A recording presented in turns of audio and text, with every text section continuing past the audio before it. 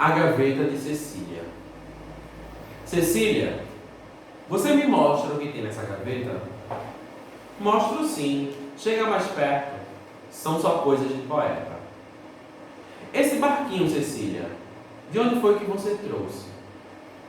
Ele me chegou num sonho, todo feito de água doce. E essa pétala de flor amarela é margarida? É de um lírio que encontrei num canto escuro da vida. Esse pedaço de vidro, por que é tão negro assim? É de um deslembrado espelho que só reflete sem fim. Tanta poeira brilhante, nunca vi tão transparente. É o que sobrou de uma estrela que se apagou de repente. E essa palavra, Cecília, que na parede faz sombra, é um nome muito antigo que já se perdeu. Sombra. Cecília, e esse perfume que dói nos olhos da gente? É o aroma da saudade, herança dos meus parentes. E o que mais falta, Cecília, para completar a gaveta? A nota que nenhum anjo já soprou numa trombeta.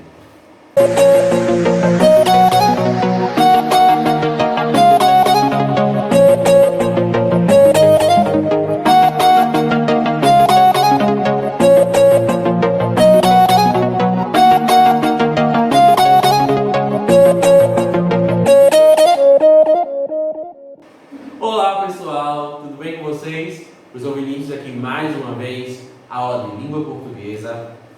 E hoje nós vamos tocar em alguns pontos de conteúdos que já estudamos em aulas anteriores, tá? Pelo nosso cronograma. Nós terminamos os pontos necessários dos módulos 3 e 4, seria relativo à segunda unidade. E a partir de agora nós vamos retomar algumas questões. Eu vou dar dicas para vocês, vou trazer atividades, vou demonstrar alguns aspectos que sejam importantes para que algumas dúvidas ou para facilitar a compreensão de vocês. Para que algumas dúvidas sejam resolvidas ou facilitar a compreensão de vocês. Então pega teu caderno, tem coisa para vocês anotarem. Pega o teu livro, tem questões que nós vamos ver no livro didático também. E a nossa aula começa a partir de agora. Vocês viram esse poema que foi a abertura e não foi aleatório. Eu escolhi esse poema para retomar um ponto muito importante, que foi o ponto que nós vimos na nossa última aula, que foi o termo acessório chamado de vocativo.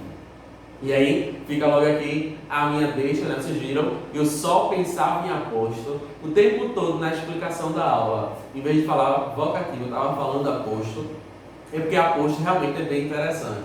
Mas agora estamos focados aqui no vocativo. Então, vocês estão lembrados, vocativo é aquele termo acessório que serve para chamar a atenção, para conduzir aquela informação para alguém específico, para que no contexto, caso haja mais de uma pessoa, não seja aquela informação interpretada como sendo para todo mundo.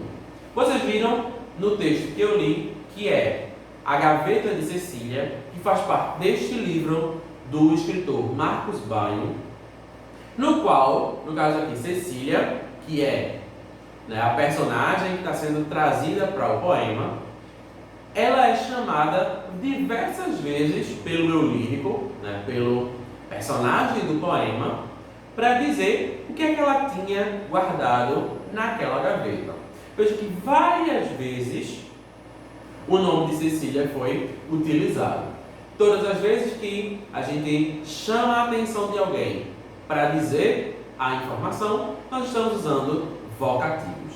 Lembrando que o vocativo ele é isolado. Então, se ele aparece no início, nós temos que colocar uma vírgula. Se ele aparece no meio da oração, nós temos que usar duas vírgulas. E aí, vocês ouviram, eu vou retomar aqui alguns exemplos do poema para observar. Já na primeira estrofe, nós tivemos: Cecília, você me mostra o que tem nessa gaveta? Percebeu que a gente disse o nome dela primeiro, para depois dar a informação? A gente tem aí, Cecília vírgula. E aí você me mostra o que tem nessa gaveta. Então, Cecília aqui está servindo como um vocativo. Primeiro eu chamo a atenção para depois dar a informação. Na segunda estrofe, tem assim, ó. Esse barquinho, Cecília, de onde foi que você trouxe? Percebeu agora que o nome Cecília não está no início? Pois é. Então, para ele ficar isolado, o que a gente tem que usar? Duas vírgulas.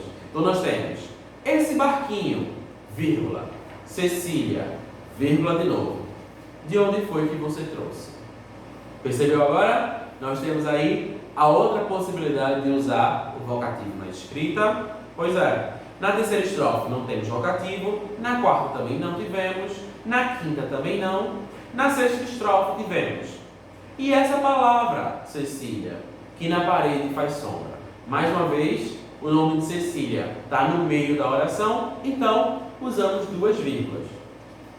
Na sétima estrofe, a gente tem Cecília e esse perfume que dói nos olhos da gente. Agora o nome dela foi para o início, temos uma vírgula, e na última estrofe, e o que mais falta, Cecília, para completar a gaveta? O nome agora foi para o meio, então usamos duas vírgulas, tá? Então aqui, rapidinho, para relembrar vocês, a função do vocativo e esse papel na escrita. Se está no início, uma vírgula, se está no meio da oração, duas vírgulas. Não esquece disso não, tá? Vocativo é sempre isolado. Muito bem. Agora, no próximo ponto, nós vamos falar sobre os homônimos. Está lembrado que os homônimos, nós vimos palavras que têm escrita semelhante, pronúncia semelhante, mas com significados diferentes? Pois é, esse é o conceito de homônimo e nós vamos observar os homônimos aqui com alguns exemplos. Mas, se liga, pega teu caderno, porque eu vou mostrar para você os homônimos aqui, as frases, as orações que eu peguei. Você vai anotar no seu caderno essas orações e vai colocar a explicação. O que é que essa oração quer dizer? Porque, em algumas situações, o homônimo pode causar confusão. Em outras, vai ser mais fácil, tá? Então, pega o caderno para acompanhar. Eu vou mostrar aqui as orações, você vai anotar a oração e embaixo você vai colocar qual é o significado, o que é que essa oração quer dizer. Tá? Se você quiser deixar organizadinho, anota as orações que eu vou mostrar de caneta e coloca a explicação do lápis, que fica mais bonitinho para vocês aí, ok? Então vamos lá. Se liga aqui, ó. Essa primeira oração. A diferença entre doido e doído é um acento. Percebeu o homônimo? Doido, doído.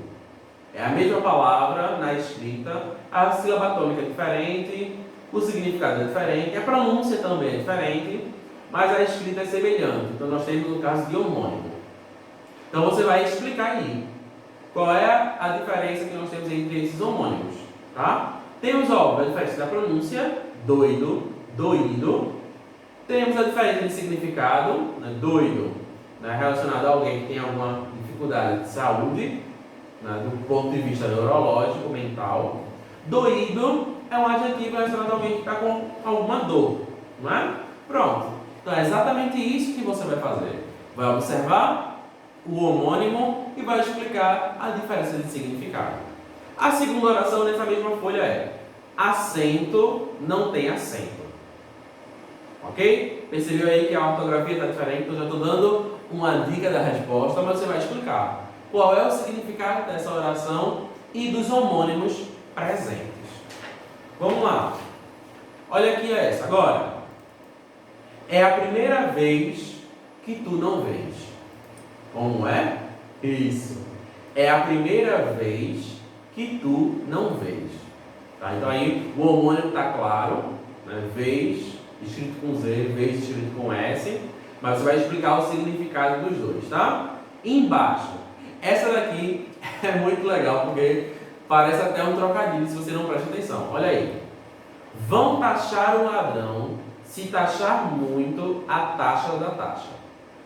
Vou repetir. vão taxar o ladrão, se taxar muito, a taxa da taxa.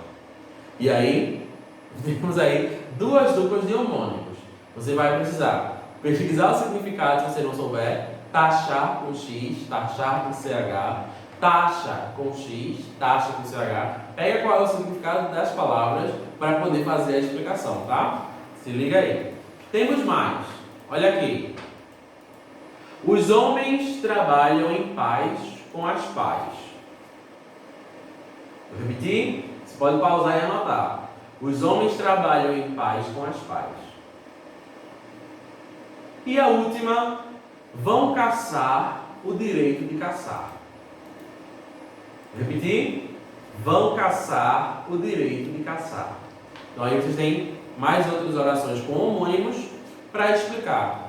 Não é? Qual é a diferença, que tipo de homônimo é, qual é o significado, o que é que essa oração quer dizer. Então, deixa um espaçozinho tá, entre um e outro para poder você organizar isso bem direitinho, ok? Depois, tira uma foto do caderno e manda para mim, ok? Muito bem. Agora, você vai pegar o seu livro, ok? Seu livro didático, eu acabei de pegar aqui o meu. Vamos para a página 155. Vamos lá? Abre teu livro aí que eu estou abrindo aqui o meu agora. Página 155. Ok? Nessa página, nós temos o resumo do módulo 4, né, do capítulo 4, como a gente é mais acostumado a chamar, que falou sobre o gênero conto de terror, né, das histórias de terror, e também vai falar aí sobre avocativo e aposto. Ok? São duas questões apenas, é bastante simples. Vamos lá? O primeiro diz o seguinte: observe a imagem de uma cena típica de um conto de terror. Vocês têm essa imagem, veja aí, observa, né, o céu, as árvores, né, a disposição aí da noite, se liga nos detalhes, tá? Use a sua criatividade para descrever a situação com elementos sobrenaturais, de suspense ou propondo fatos horripilantes. Ou seja, observando essa foto, essa ilustração, o que é que a gente poderia dizer que se encaixaria num conto de terror? Que características de conto de terror a gente pode encontrar a partir desta imagem? Então você vai colocar personagens, né, sensações, né, o que é que poderia estar acontecendo nesse momento. Então você vai descrever aí essas características para esse gênero, tá? Lembrando, no encontro ao vivo nós estamos usando o livro e essa questão aqui eu vou cobrar vocês no nosso encontro ao vivo. Eu queria ouvir quais foram as características que cada um colocou, ok? Então pensa com cuidado, volta no capítulo, vê as características do gênero se você tiver alguma dificuldade em fazer isso. Muito bem. A questão 2 diz assim: leia a tirinha a seguir. Temos aí 4 quadros. Os 3 primeiros são placas de lojas e o último é como os personagens falam. Temos aí, ó, Rubião, funilaria e mecânica, passo o ponto. Aleluia, cultos contínuos. Aí mudamos para outro endereço. Decibel, CD, LP e cassete, fechar. Então, 3 placas aí de lojas com as indicações, né? Passo o ponto, fechado, nos mudamos. E aí no final temos aí: está fazendo grandes progressos, meu filho. Então aí, a tirinha está mostrando, né, uma criança que está aprendendo a tocar o violino e o pai dando aí, dizendo que está progredindo nas aulas de violino com a comparação com as placas da rua. Então veja aí, tem um jogo de sentido interessante. Letra A. Pela situação narrada, é possível afirmar que o pai está entusiasmado com o progresso do filho da música, pelo que está contando nos 4 quadros da tirinha e pela fala do pai. A gente pode entender que o pai está gostando do filho praticar, do filho aprender a tocar o violino, ou ele está achando isso negativo, está achando isso algo ruim. Então você vai colocar aí, vai justificar se o pai está achando positivo ou negativo essa questão da aprendizagem da música. E na letra B, temos aí: o termo meu filho é vocativo ou é aposto? Aí para que ele foi usado. Aí você tem que pensar. Quando ele diz aí, estamos fazendo grandes progressos, meu filho. Esse meu filho é um vocativo, está chamando a atenção, está direcionando a informação para com quem ele fala, ou é um aposto? Está acrescentando uma informação àquilo que já foi dito antes. Então você vai colocar aí, é um vocativo ou é um aposto. E vai dizer por que foi usado. Se é um vocativo, por que esse vocativo foi usado? Se é um aposto, por que esse aposto foi usado. Ok? Pronto. É bastante simples, lembrando que eu vou cobrar essa página no nosso encontro virtual. Agora, volta algumas páginas e vamos para a página 150. Agora é a atividade final para a gente terminar nossa aula. Rápido assim, pois é, bastante rápido, porque agora nós estamos trabalhando alguns aspectos pontuais. Na página 150, nós temos aí a etapa de produção de texto, que é um conto de terror. Tá? Então, você já tem aí como atividade a resposta das frases com homônimos e agora a atividade completa com essa página. Aí na 150, está com o seu livro aberto, vocês têm aí dois inícios de dois textos. O primeiro é as formigas, o segundo é no fundo do corredor. Então, o que é que vai acontecer? Você vai fazer a leitura aí do parágrafo que já está aqui e vai escolher ou o texto 1, que é o texto das formigas, ou o texto 2, que é o texto no fundo do corredor. E o que é que vai acontecer? Você vai continuar essa narrativa. Você vai usar o seu conhecimento sobre a narrativa, sobre as características de um texto de terror e vai realizar o final. O que é que aconteceria depois do que já está dito aqui nessa proposta? Você vai acrescentar os fatos, você pode colocar os personagens, pode acrescentar personagens, pode acrescentar as características, pode mudar o personagem do lugar onde eles estão para outro, e aí está aberta a criatividade para você exercitar a sua capacidade de produção textual, ok? Então aí, não é para fazer os dois não, tá? Você vai escolher um dos dois e vai produzir o texto, ok? Realizado tudo, tira aquela fotozinha básica e manda para mim para eu poder comentar, ok? Pronto, chegamos no final desta aula. A partir de agora nós estamos aí nesse passo a passo de revisão, de retomada de alguns conceitos para melhorar o nosso conhecimento e a tua aprendizagem. Se ficou com alguma dúvida, deixa aqui no comentário para que a gente possa interagir, manda por e-mail para que a gente possa conversar e a gente se encontra no nosso próximo momento, seja aqui ou no ao vivo. Até a próxima, bons estudos e tchau, tchau.